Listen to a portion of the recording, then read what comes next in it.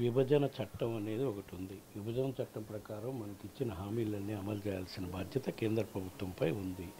వాటి మీద పోరాటం చేయాలి. మంచి పరిణామమే. ఇద్దరు రాష్ట్ర ముఖ్యమంత్రులు కూర్చొని సమస్యలు పరిష్కరించుకోవడానికి మంచి పరిణామమే. దాని మీద కన్నా ముందు అన్నిటికన్నా ముఖ్యం మన రాష్ట్రం బాగుపడాలంటే, రాష్ట్రం అభివృద్ధి చెందాలంటే ప్రత్యేక హోదా రావాలి. ఎన్డీఏ పార్టీలో భాగస్వామిగా ఇక్కడ ఉన్నారు. ఇక్కడ ఎన్డీఏ ప్రభుత్వం పాలన ఉంది, అక్కడ ఎన్డీఏ ప్రభుత్వం బాగానే ఉంది. ప్రత్యేక హోదా కార్యక్రమం తీసుకొస్తే మిగతా తెలంగాణ రాష్ట్ర సమస్యలు డెఫినెట్గా మంచి వాతావరణంలో ఇద్దరు ముఖ్యమంత్రులు కలిసి కూర్చొని పరిష్కారం చేసుకుంటే మంచిది. నిన్నే మొదలుపెట్టారని చూసా పేపర్లో. నువ్వు ఇప్పుడే బ్రహ్మాండంగా నిర్మాణాలు మొదలైనవి నువ్వు చెప్తుంటే ఎట్లా?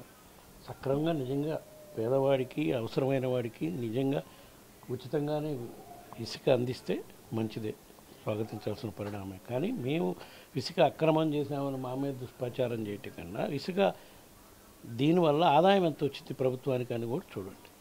దాని మీద బేరీజ్ చేసుకోవాలి. కానీ వీళ్ళు ఓకే, ఇసుక వాళ్ళు ఉచితంగా ఇస్తామంటే మంచిదే. నాకు తెలిసి ఉచితంగా ఇచ్చే పరిస్థితి లేదని నాకు అర్థమవుతుంది. ఏదో టన్నుకింతని ఆల్రెడీ ఫిక్స్ చేశారంట, నేను చూడలే పేపర్లో పూర్తిగా. సో వాళ్ళు ఉచితంగా ఇస్తే మంచిదే, స్వాగతించాలి.